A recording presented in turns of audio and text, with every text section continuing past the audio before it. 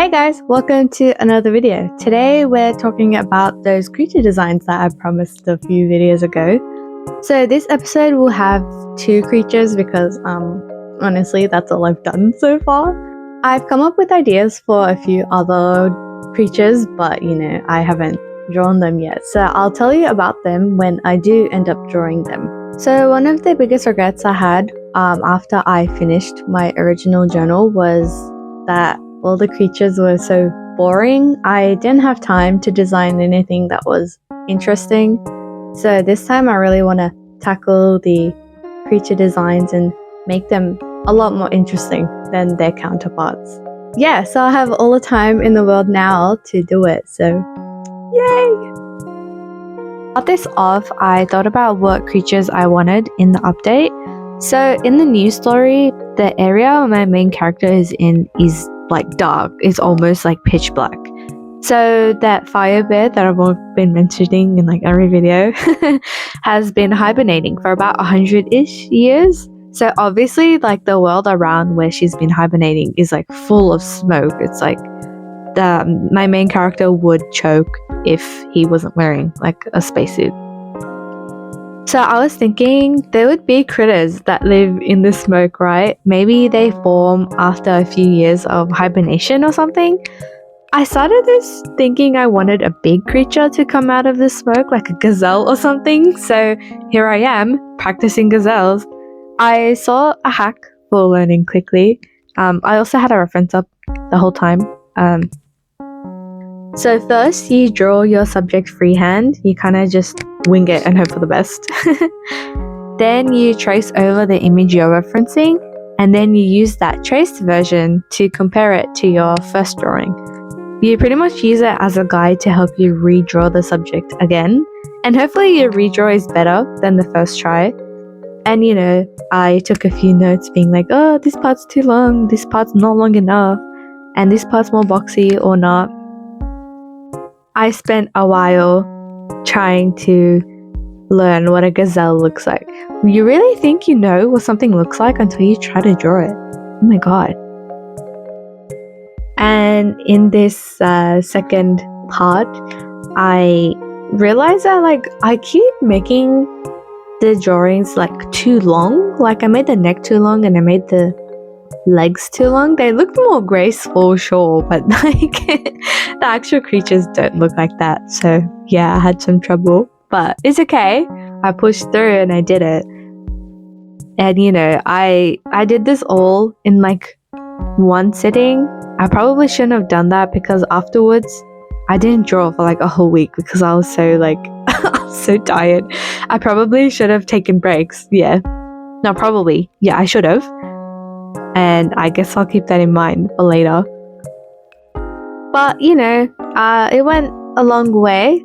Now I kind of know what they look like, and if I wanted to draw it later, I'll have some sort of reference in mind. So after a while, I realized that maybe these creatures should be a bit smaller. And then I was like, yes, time to draw some cats. Because I haven't drawn cats in a while. Yeah, oh gosh. Like I said before, you really think you know something until you try to draw it. Oh my god. When I tried to draw these cats, oh my god. It just looked a bit spooky every time. And I don't really know why. Anyway, I chose to use Siamese cats as a reference for these because I like the way that their fur is colored. I like that the bottoms, they have little socks on. It's so cute.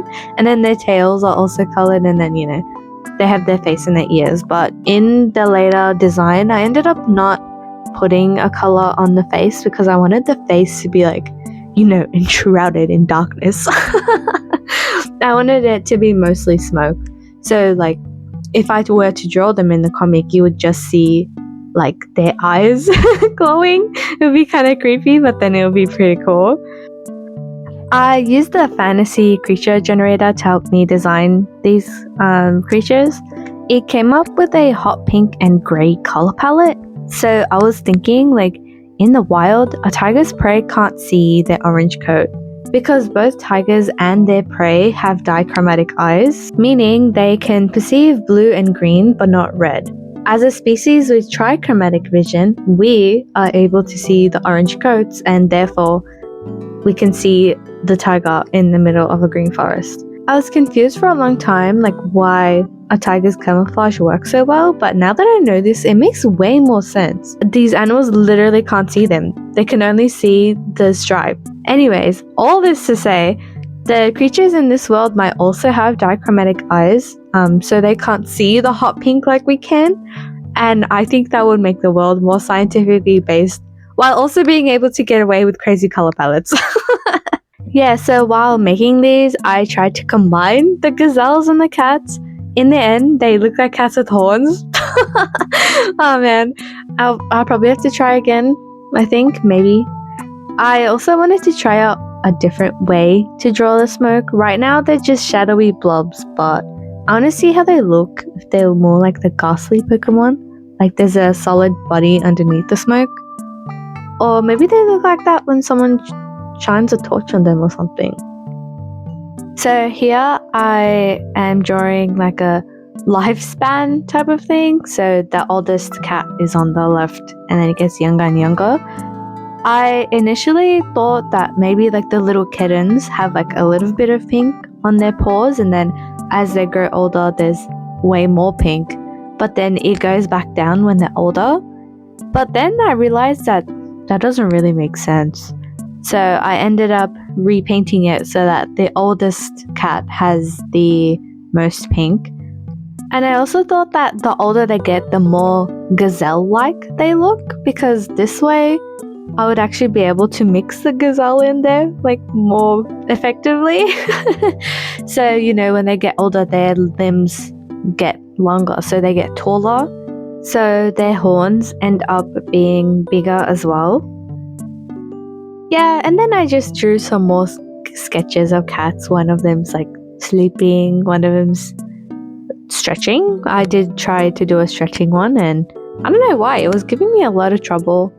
And in the end, I'm not really that happy with it, but I don't know, it still looks cute though.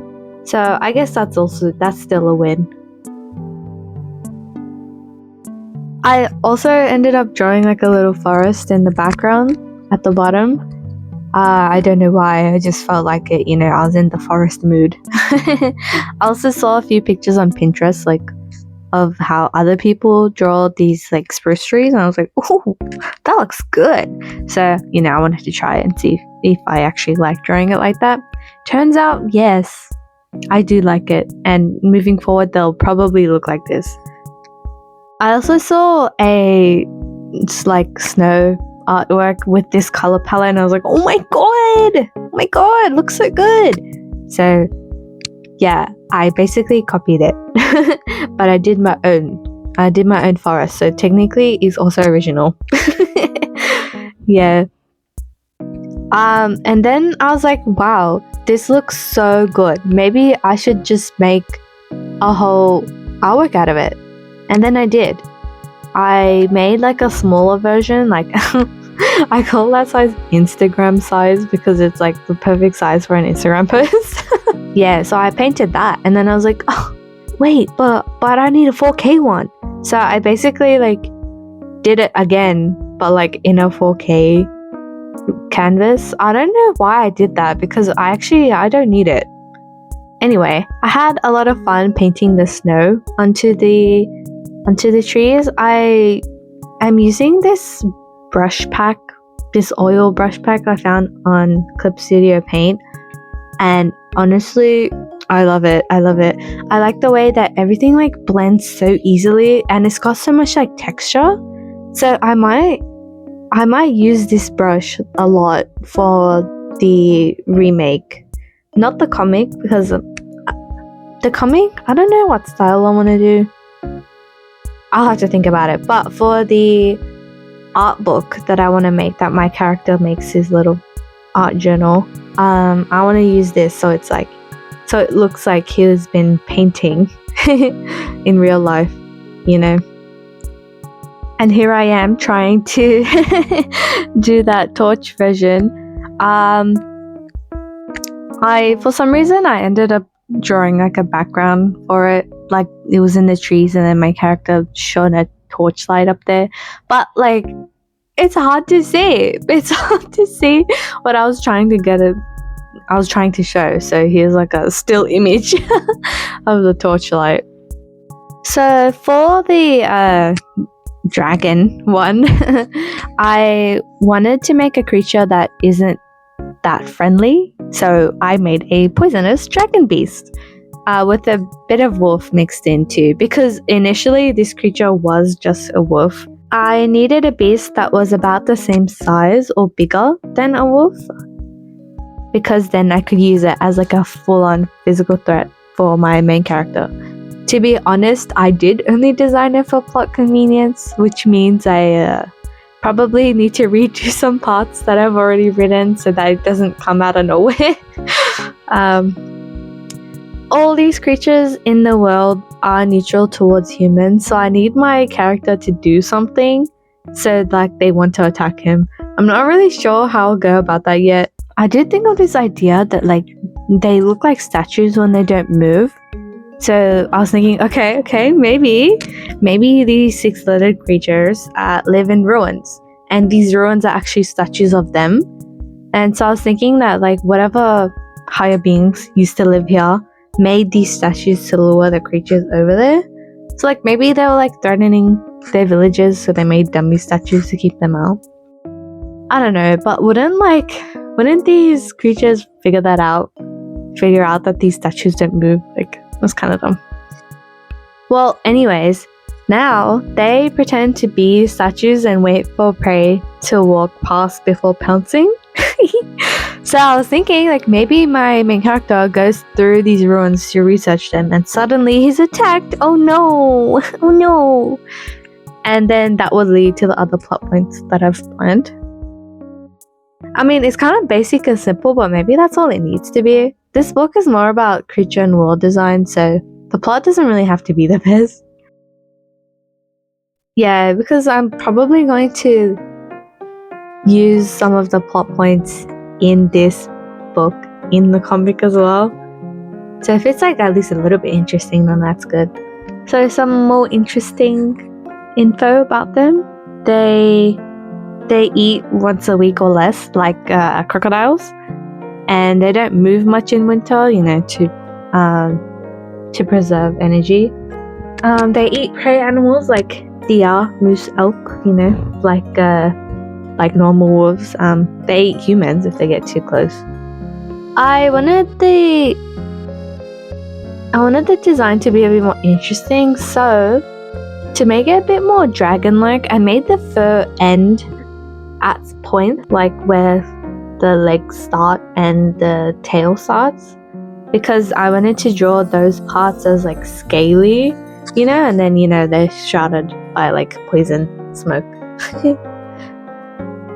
Yeah, and also like that creature design generator thing had this idea that like they're segmented, and that was like the best way I could think of doing something segmented. So yay, I did it.